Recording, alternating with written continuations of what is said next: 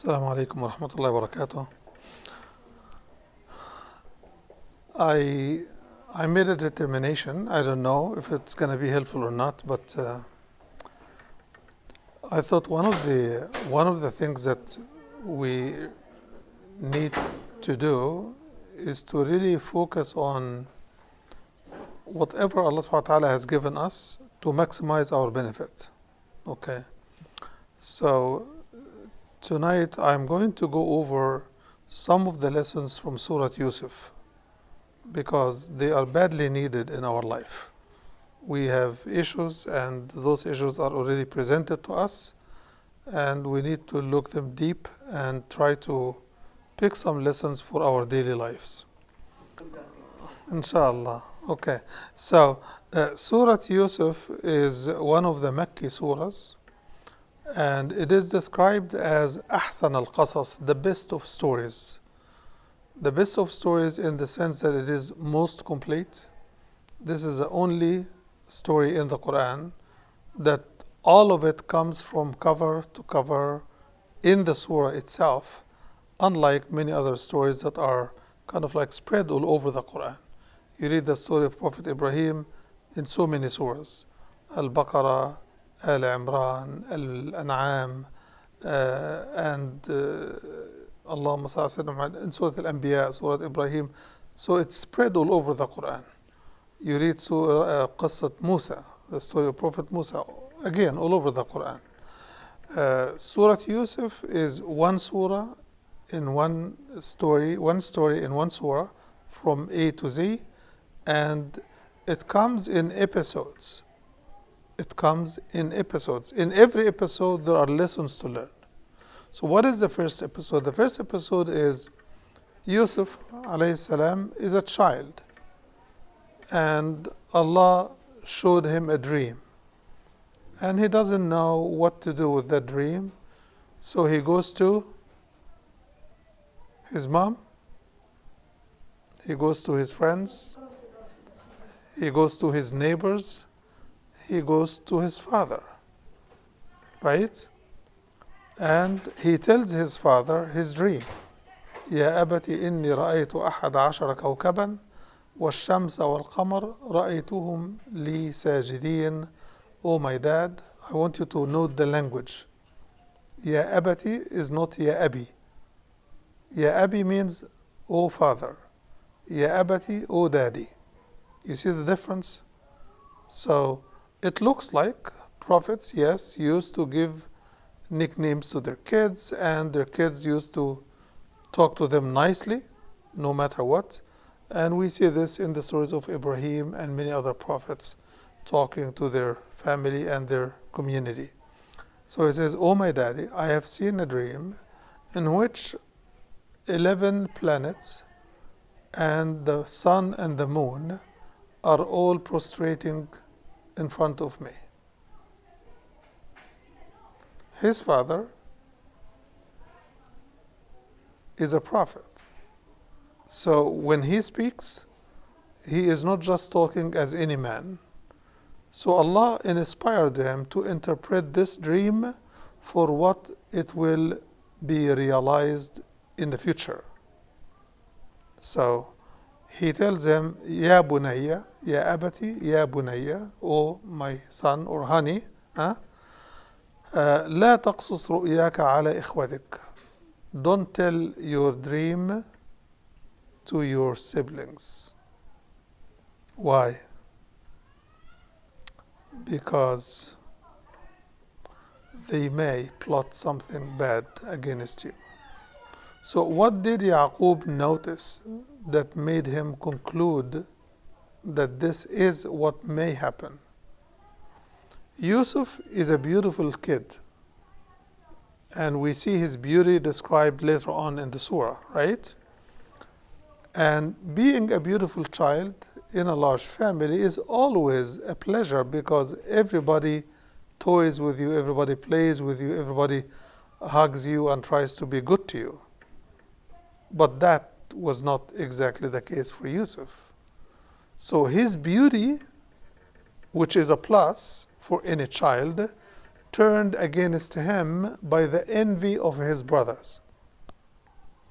You see how we can turn something very pleasant into something very awful. It is part of the dynamic of being a human being, unfortunately. So we all have two sides to ourselves, the righteous side and the evil side. His brothers could have said, our brother is so beautiful, so attractive, and mashallah, our dad is taking good care of him. It's good for him, right? Let us show our dad that we love our brother. Let us do more than what we're doing. Let us do better. But instead, Satan inspired them. See, there are inspirations that come from Allah, and there are evil inspirations that come from the devil. So one has to be alert. Which is the source of my thoughts, so that we can deal with it appropriately? I know if I get a good thought, it is from Allah, right? If I get a bad thought, it is from the shaitan or from my evil side of myself, right? So they turned his beauty and his privilege, being the second to the youngest, they turned it into a problem for their own sibling, their own brother. So Yaqub also, when he comments on this with his own son, he says, إِنَّ الشَّيْطَانَ لِلْإِنسَانِ عَدُوٌ مُبِينٌ. Satan is always a clear enemy for man. Very huge lesson to learn. Alaykum as-salam. Satan is a clear enemy for man. If I am a human, Satan is my enemy. This is a given. This is not an assumption. This is a fact. إِنَّ الشَّيْطَانَ لِلْإِنسَانِ عَدُوٌ مُبِينٌ. He is so clear about his animosity. From the beginning, he talked to Allah and said, I'm going to do this and this and this to them. So he's talking about us as his enemies, and he took his posture against us as an enemy. So in other places in the Quran, Allah says, إِنَّ الشَّيْطَانَ لَكُمْ عَدُوٌ فَاتَّخِذُوهُ عَدُوًّا. Satan is an enemy of yours. Take him for the enemy he is. Treat him for the enemy he is. So when Yaqub says to his son, don't tell your brothers lest they make a plot against you, he comments and says, because Satan is an enemy. Again, a remark here that Yaqub didn't want to attribute evil to his own children. He is the one who said they may plot against you, which is evil, right? But he is attributing that plotting for the instigation of the shaitan. Very wise way to handle children's differences, right?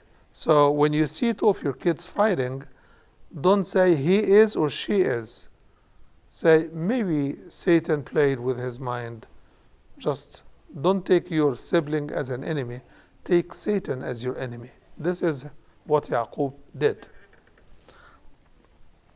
And then he tells him, on the positive side, وَكَذَلِكَ يَجْتَبِيكَ رَبُّكَ. By showing you this dream, Allah has shown you that He has chosen you. And He is going to teach you the materialization of dreams, how a dream would be realized in real life and would be materializing in real life. And He will bless you as He blessed the family of Yaqub and your forefathers Ibrahim and Ishaq. So He is inducting him as a prophet. On what basis? He's a child, saw a dream. But Yaqub is not talking of his own, because he cannot prophesy that his son will become. But he can only communicate what Allah tells him. So this is not something that any father could say to his own child. This is Yaqub the prophet talking to Yusuf. How did he know? From Allah. But primarily, we know that the Prophet ﷺ says that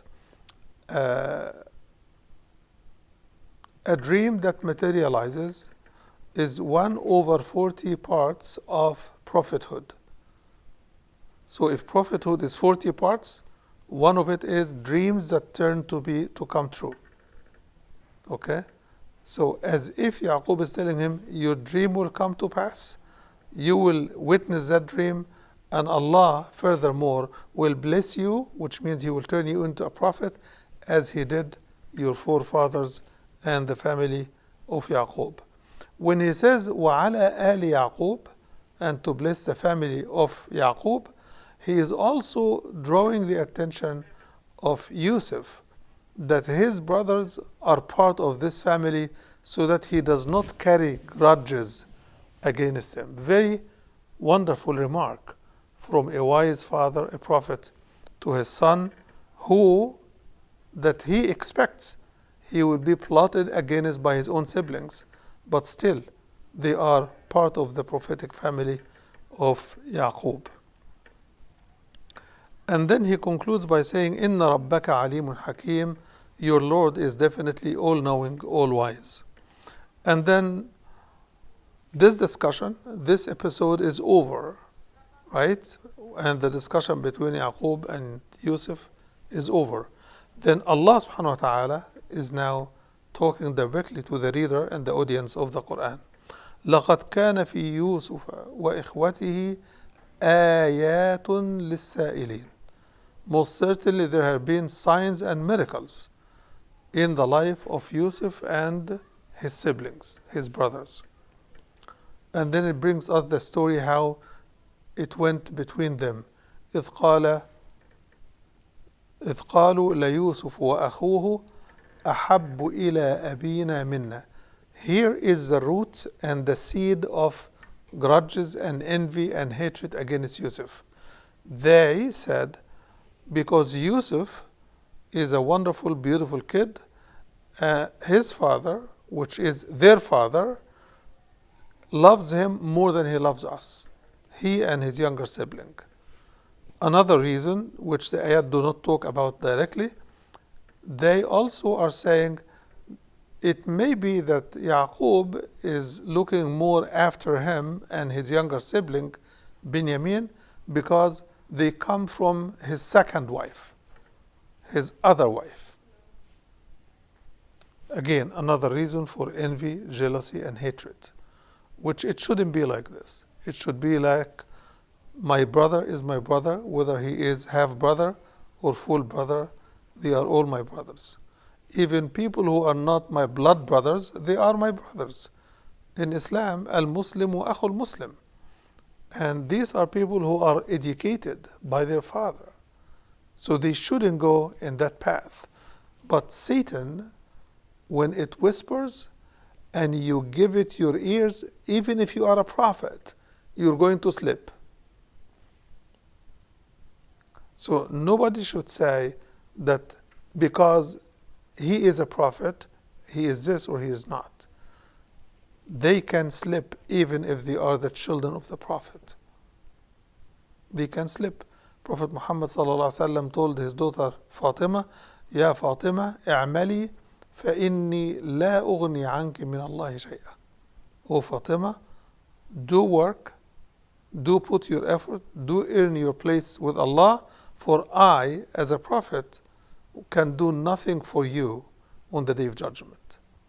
I cannot do anything for you. So here they are plotting. So they need to preface their plot with reasoning. So they say, Yusuf and his brother are more beloved to our father than we are. Then what is the conclusion? Our father must have gone far astray. Inna abana lafi dalalim mubin. Now Satan did not only draw their envy unto Yusuf and his younger brother, but he drew their animosity against their father, whom they know is a prophet, and they say he is gone astray. Definitely they don't mean from faith standpoint, but they mean from a fatherly responsibility to be equal and so on and so forth. So they are claiming he was not equal. They are claiming that he favored Yusuf and his younger brother, and as such, they are judging him as a bad father. He's gone astray. Definitely, one has to look at the roots of that envy. The roots of that envy, as they explain it, is they want a place with their father. But it is normal, and they should have understood this. These were not young kids.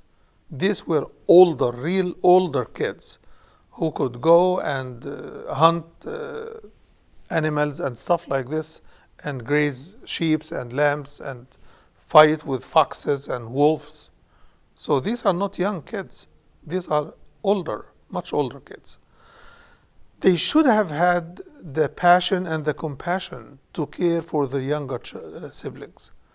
But even if they don't have, they should have understood that the reason their father cared for their younger siblings is because they were young, not because he loved them more or anything like this. It's normal. If you have two kids, one of them is younger than the other, you always assume excuses, give leeway for the younger kid, and hold to account more the older child, which can create some grudges, but the Quran is telling us those grudges are unfounded.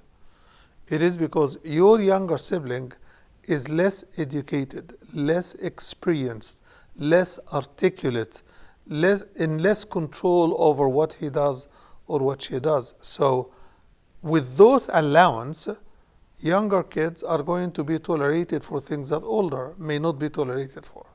Okay?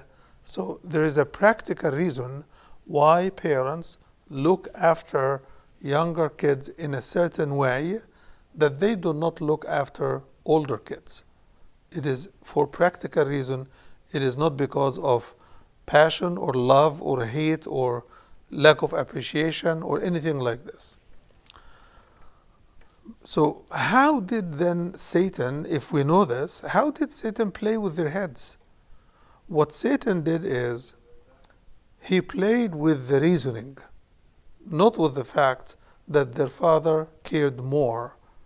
This was known, this was obvious, but he played with the reasoning. So for our kids, those who still live with us, and they have younger siblings, older siblings, what they do is they also play with the reasoning. They say, he prefers him. Whatever he does, he's forgiven. And the slightest thing I do, I'm never forgiven. But here is the flaw. The flaw is you equate your head as the older sibling with the head of your younger sibling, which means if your parents do the same, they will treat you the same. But you know that when your parents try to treat you like your younger sibling, you don't feel old, you don't feel respected, you don't feel that you get the freedom you deserve, right? You're treating me like a baby. I'm not a baby anymore. So we can't have our cake and eat it too. We have to give reason where reason is helpful. And we have to pick the right reason, not the wrong reason, to create our own story out of nothing. So what is their plan? Their plan is kill Yusuf or throw him from high, and this will finish the whole thing, and your father will have nobody to give attention to but us. You see how deep the plan and the plot is, and how much work Satan has to do with it. These are not innocent kids trying to trick their younger sibling to do something wrong. These are adults who are plotting to kill their own sibling. This is a serious crime. So this is not serious, this is not a trivial feeling of either envy or jealousy. This is a crime. So how did they justify the crime? Since our dad is wrong, it doesn't matter for us to be right.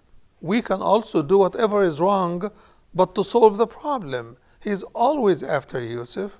We want him to give us some time, give us some attention. That's all what they want. So what did they do to themselves? They were thinking like children while they wanted to be treated like adults. This is a problem specifically with our youth age group. They want to be treated as adults, and they want the license to behave like children and think like children. That's normal. This conflicting two desires are normal for the youth. We spoke about youth before, and the fact that they are in a transient age level. They behave sometimes as children, sometimes as adults. And in both cases, we parents are always either shocked or surprised. They surprise us positively when they act like adults, and they shock us when they continue to behave or think like children, when they compete with their younger siblings or ask for things that only children, young children, would be asking for. And here is the further extension of the plot. Let us kill Yusuf or throw him from high so that our father's attention is focused on us, and then we can repent and be righteous. So they know what they are doing is sin. They know it's a grave sin. They know it requires tawbah, repentance, right? And they say, we could be righteous after that. But before we get what we want, we're not going to be righteous. How many times we hear the same from our kids? We hear it a lot. So Yaqub faced that same situation. Then one of them, most probably it is the younger sibling, Binyamin, he said, don't kill Yusuf.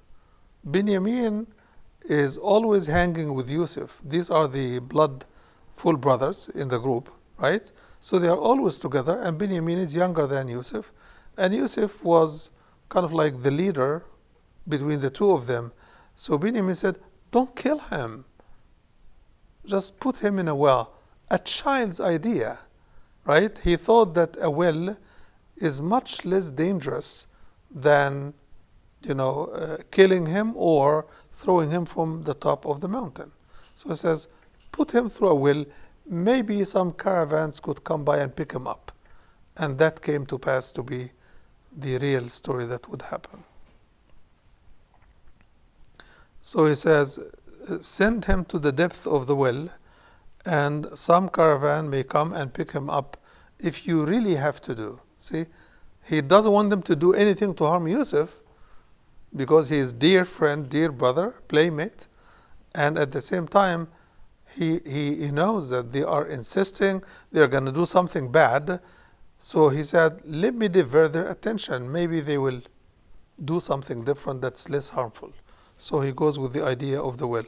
So they come back to their dad and they say, they are not talking like Yusuf.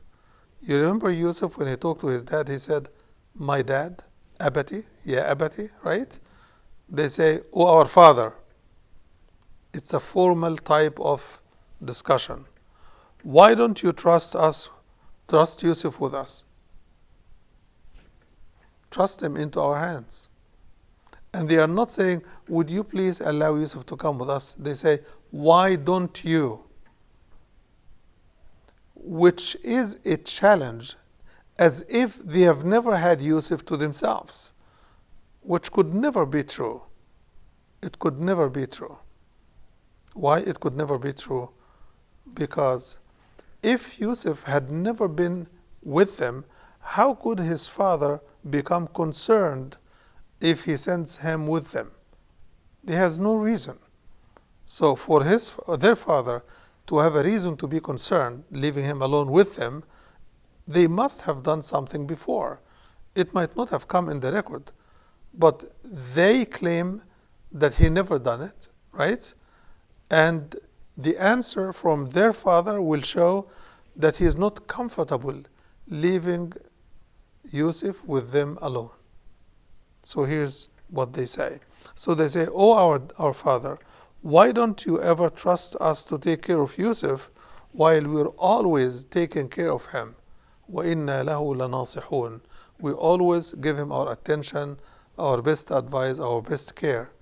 So how come you claim that he never does when you're claiming that you always take care of him? So something is not right. So they say, "Send him with us tomorrow, and we'll let him play and enjoy himself, and we will keep an eye on him." Then he says, "It makes me sad that you go alone with him, that he goes alone, that you take him away, and I am concerned that a wolf may eat him up while you are distracted with your own plays." As if Allah has put it in his heart, those kids are up to something, and as a prophet, Allah inspired him of what they have in their head. So he says, "I'm afraid I will feel sad if you take him away from me, and I'm afraid that a wolf may take him, eat him, and you are not paying attention." They said, "Oh, if a wolf eats him while we are a group, definitely we are the losers." Losers? You want your sibling to be eaten by a wolf, and you say we are just losers? So, their father relented, and we don't know the real reason he relented. Why did he allow him to go with them if he is so concerned, right? So much so that he tells them what he expects would happen in some details. Why didn't he say a fox or something? He says a wolf. And that's exactly what they used as an excuse or a pretext. So when they go and they all agreed to put him in the depth of the well, here comes Allah saying, "And we have inspired Yusuf, we have revealed unto Yusuf that you one day will tell them the crime they are committing against you." You will tell them what they have done. One day you will face them, and they wouldn't even recognize you. And that's exactly what happened. So at night they come back to their father, and they come crying. They say, "Oh, our dad, we took Yusuf and we went to race, and we left our stuff with him. When we came back, we found that the wolf has eaten him. And they brought his shirt, and on the shirt, some blood, and they presented the shirt as evidence that the wolf had eaten him." Looking at the shirt, their father said, "No, you have plotted something evil." قَالَ بَلْ سَوَّلَتْ لَكُمْ أَنفُسُكُمْ أَمْرًا. Here, he is blaming them. سَوَّلَتْ لَكُمْ أَنفُسُكُمْ أَمْرًا. Your evil souls has plotted a plot, and it made this plot beautiful in your eyes. You plotted against him. No wolf ate him. There is nothing like this. How did he know? Maybe Allah inspired him, as he did in the beginning. Maybe he looked at the shirt and found that the shirt is intact. It's not torn apart. How could a wolf eat a person by unbuttoning the shirt? The shirt is not torn apart.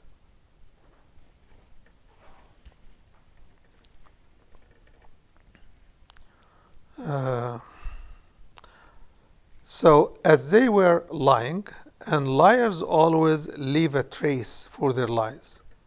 So what was the trace? They said the wolf ate him, and this is the shirt, and we know that you are not going to believe us even if we were truthful. So they knew that they were not truthful, right? Why should their father believe them if they don't believe themselves? So they brought that shirt. On it is false blood, and he says, it is your evil souls that led you to do this. And then he resorted to Allah and he said, فَصَبْرٌ جَمِيلٌ. Oh Allah, give me good patience. Give me beautiful patience. What is beautiful patience? Beautiful patience is the patience of Yaqub. So, what is the description of the patience of Yaqub? His patience was, despite knowing that his children plotted against their brother and that their brother is not back and may never be back. Okay? Mind you, Allah told Yusuf that he will tell them about what happened. But we don't get this, that Allah told Yaqub that Yusuf is coming back. So Yaqub's patience is coming from the fact that he is a human being, he is badly hurt, he is a father who lost a son and he doesn't know how to get it back or where to get it or if he would ever get it, and not as a prophet, because his prophethood did not play a role in this, except for the fact that he prayed. He asked Allah for beautiful patience, or sabrun jameel. And then he says, and Allah is the source of help against what you describe. What you describe is awful in its own merit, and nobody could stand this. No father should stand to hear what you're saying about his dear child, especially a younger child, right? And then he says, I will seek help from Allah subhanahu wa ta'ala. This is a huge lesson that the Prophet teaches us. He says, إِنَّمَا الصَّبْرُ عِنْدَ الصَّدْمَةِ الْأُولَى. True patience is patience upon the shock. When bad news hits, then this is the time to be patient. It's not after 10 days, it's not after 20 days. It's not.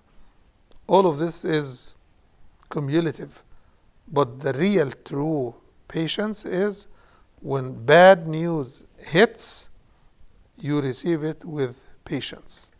This is what Yaqub is saying, and this is his kind of patience that he calls beautiful patience, sabrun jameel. And for us to be able to have good, beautiful patience, we have to seek help from Allah. Without seeking help from Allah, it is very difficult to be patient on your own. So what happens to Yusuf, which is the third episode? So the first episode is the dream and the discussion about the dream. The second episode is the plot and the execution of the plot. The third episode is being picked from the well and being taken to the palace of the prime minister or the king. So ayah number 19, and a caravan came, and they sent the person in charge of pulling water from the well, and he pulled down, lower down the paddle of water to get water. And as baby Yusuf climbed into the paddle or held on to the paddle, this is the first thing that he encounters in the well, he held to the paddle. And the guy pulling the paddle up, he found that there's a child. Allahu Akbar,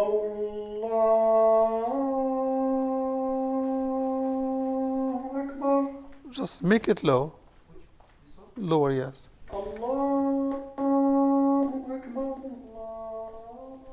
So that we can hear the iqamah. Yeah, this, yeah. So upon looking, to see if the paddle got water, the paddle got a child. So he says, what a good news, a child's coming up in the paddle. قال يا بشرى هذا غلام. And they took him to sell him as a slave. They took him as a child who's, alone, and he could be sold for some money. So they said, let's take him and sell him for some money. They really need him. He is not strong enough to serve them or do anything, so let's sell him. Maybe somebody will use his service later on. The commentary at the end of this ayah, it says, and Allah knows what they were doing. As if the ayah is actually telling us it is all pre-planned. It's all in His knowledge. Nothing haphazard happens. Nothing. For Allah, everything is known. So what happened is they sold him for few dirhams or dinars, darahim ma'duda, and they were very, easy to sell. They would sell him for anything. And when you say darahim ma'duda, few dirhams, we're talking about 5, 7, 9 dirhams. That's few.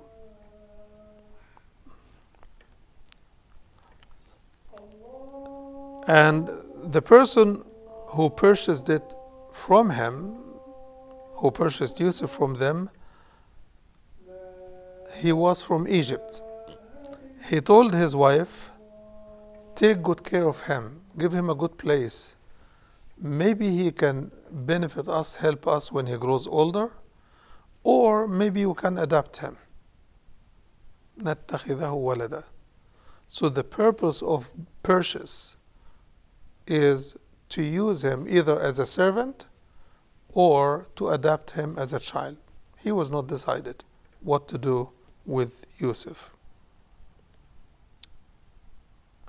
I want you to pay attention to the next word. The next word is, and as such, وَكَذَلِكَ. As such, and it could also mean in this way, which means by his brothers plotting against him, by his brothers throwing him in the well, by him being picked from the well, by him being sold for a servant or slave. This is how Allah subhanahu wa ta'ala is saying, this is how we empowered Yusuf. This is how we empowered Yusuf in the land. And he will be empowered in a better land, the land of Egypt. The land of Egypt is a green land because of the Nile River. The land of Palestine up until that point was a desert, so much so that people used to graze their sheep all across Sinai Desert into Egypt to graze them in green lands. And that's what Yaqub and his children ended up doing later on.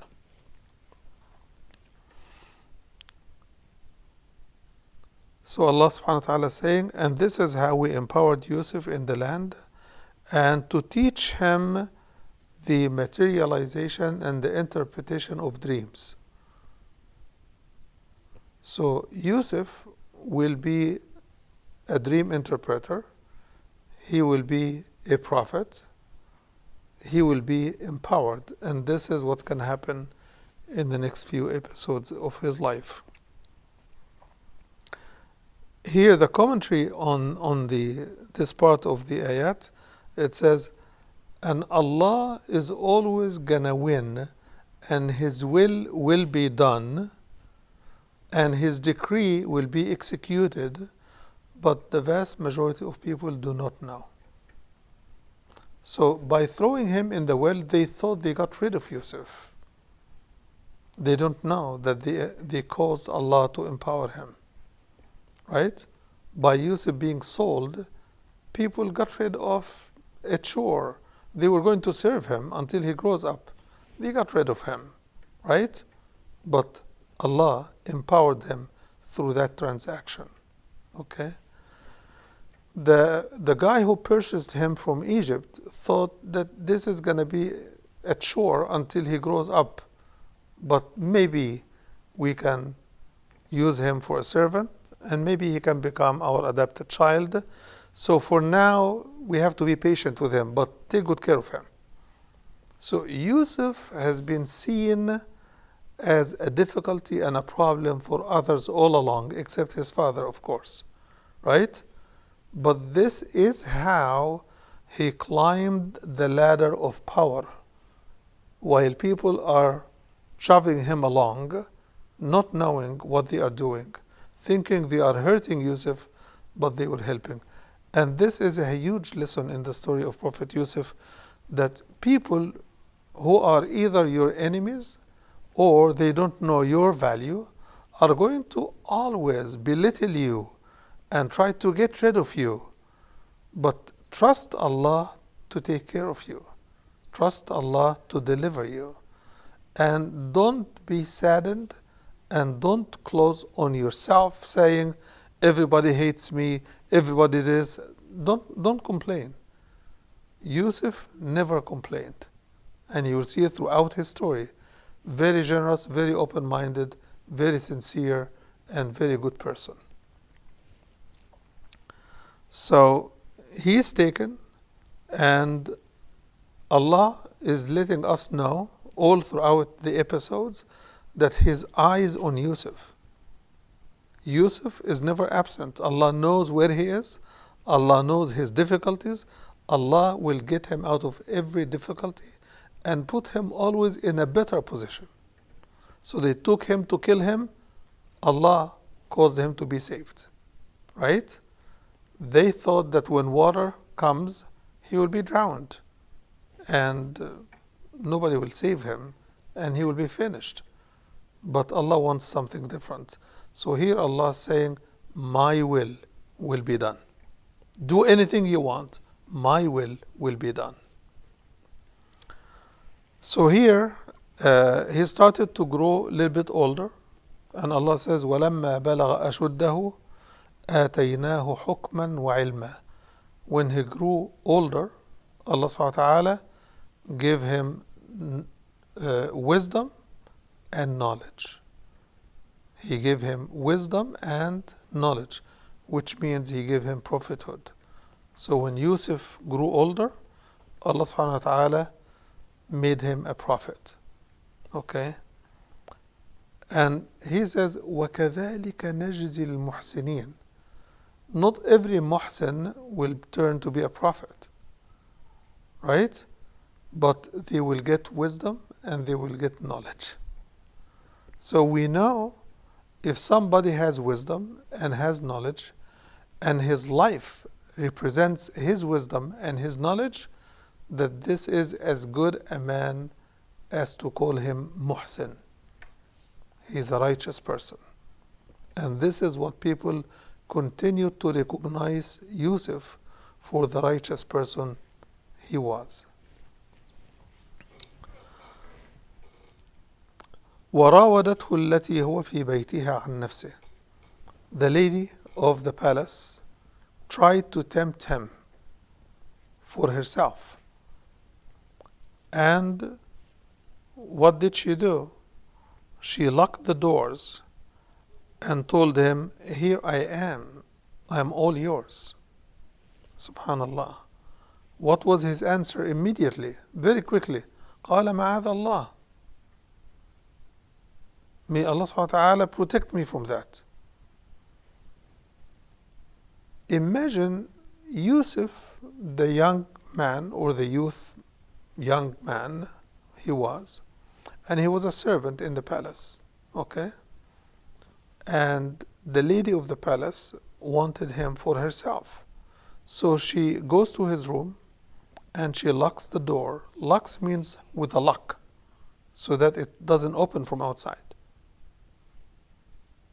So she locks the room and she invites him to herself. Had Yusuf seen her for the beautiful woman she was, how could he then say, Ma'adh Allah, I seek refuge in Allah, we say ma'adallah or a'udhu billah when we notice shaitan, not when we notice something good. Right? So Yusuf did not see her for the beautiful woman she was. He saw her for the devil she was. So when he saw a devil, he says, A'udhu billah, ma'adallah. May Allah protect me. May Allah give me refuge from you and from your temptation. I want you to pay attention also. The first word in this ayah, ayah 23, وَرَاوَدَتْهُ. She, the lady, tempted him. Because later on, you will find the ayat saying, وَلَقَدْ هَمَّتْ بِهِ وَهَمَّ بِهَا. She tried to reach out to him. Right? And then it says, and he tried to reach out except for the fact that he saw a sign from Allah. لَوْلَا أَن رَأَى بُرْهَانَ رَبِّهِ. Were it not for a sign he saw from Allah, he would have reached out to her. Which means what? He did not reach out to her. He did not reach out to her. What he reached out to do was to run out from the room completely. And this is what he did. So when he said, Ma'adallah, I seek refuge in Allah, he recognizes the bounty of Allah subhanahu wa ta'ala. He says, Innahu Rabbi ahsana mathwaya. He is my Lord, and He gave me a great place to stay in. Allah sheltered me in the palace. What else could I have asked for? I didn't even ask. Right? He brought me in out of His generosity. I didn't plan my life. Right? But I cannot betray Allah. And then he comments and says, Allah would never make successful the plotting, the plans, or the actions of those wrongdoers. Which means I would never do anything wrong because I would never be successful if I do. So she reached out to him, and he did not reach out to her because of seeing something from Allah. Here Muslim scholars in interpretations, they speculate. Did he see a real miracle sign? Did he see a child telling him, don't do it? All of these are speculations, and they cannot stand to be true. Because Yusuf was not clamoring to get to her. He was trying to get away from her. Right? So he didn't need to see someone telling him, don't do it. Some scholars say he saw his father doing like this for him. He didn't need it. From the beginning, he said, A'udhu billah. Right? So, but we still do not know, and we don't have to know what evidence or sign he saw from Allah that supported him and encouraged him to continue to do what he was doing. And Allah subhanahu wa ta'ala says, and in this way, we took away the evil direction from him. كَذَلِكَ لِنَصْرِفَ عَنْهُ السُّوء. So he sought Allah's protection from her, seeing that she looks like a devil at the time. Allah took care of the devil for him. And He took care also of, took away from him this devilish woman, and He took away also the indecent fact of adultery and everything else that comes with it. And then the ayah says, إِنَّهُ مِنْ عِبَادِنَا الْمُخْلَصِينَ. For he was and he is one of our righteous, devoted servants. Which is also a good lesson. If a person is devoted to Allah, Allah will save him or her from difficult situations, no matter what. So He saved him from his brothers, He saved him from being killed, He saved him from the well, He saved him from the woman, as He saved him from before. And Allah is giving the reason is, He is one of our devoted and righteous servants. Immediately after, the next ayah says, وَاسْتَبَقَ الْبَابِ. Now he is running, and she is running after him. each one of them is racing towards the door. Who is in front? Yusuf, right? So who is running away from whom? Yusuf is running away from her. Okay. So, and she tore his shirt from the back, right? And they found her master, which means her husband, as soon as they got to the door. They got to the door, definitely he opened, and they were face to face with her husband. I want you to notice the fact that the Quran is talking about an encounter that is very difficult to put without being explicit. But you don't need to be explicit. This is one of the lessons that we get. You don't have to go beyond what happened. And you don't have to use foul language to explain an indecent encounter, okay, or temptation. You don't have to get out of line to express what you have witnessed or what you have heard, if you have to talk about it. So they found her master at the door. So she immediately played the role of the lady of the house, the lady of the palace. She said, what is the punishment for someone who wants to attack your family? Except that he must be imprisoned or severely punished. Yusuf is perplexed. You were coming after me, right? And you started the temptation from the beginning, and you're coming to show this? What a wicked lady. He didn't say this. I said it. So, in his confusion about what's going on, truth came out. قال هي راودتني عن نفسي. She tempted me for herself, which is what Allah said from the beginning, right? Then Allah intervened. A witness from her family testified with a criterion by which the master of the home can judge what happened. So a young child or a young baby spoke, and he said, look up, if his shirt is cut from the front, then she has told the truth and he is lying. If his shirt is torn from the back, then he is truthful and she is lying. And that's what proved his innocence.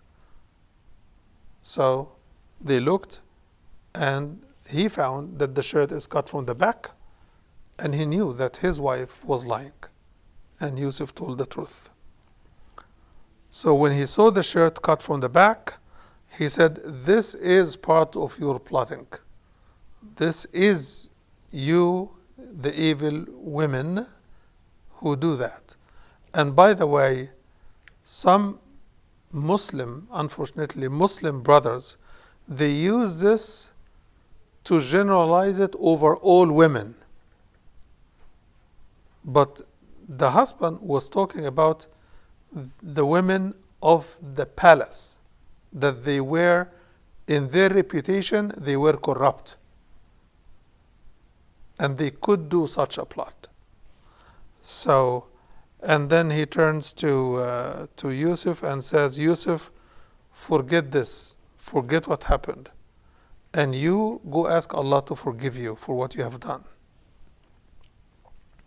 For you definitely have been wrong.